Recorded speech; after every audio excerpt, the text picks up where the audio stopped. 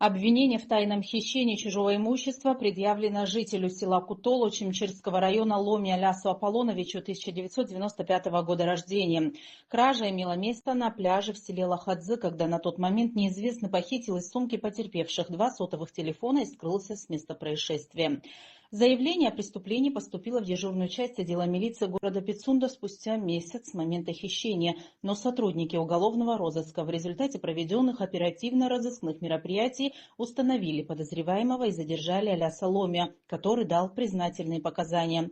В ходе проведения дальнейших следственно-оперативных и розыскных мероприятий в отношении задержанного похищенное имущество обнаружено и изъято, а именно сотовые телефоны потерпевших общей стоимостью 230 тысяч рублей.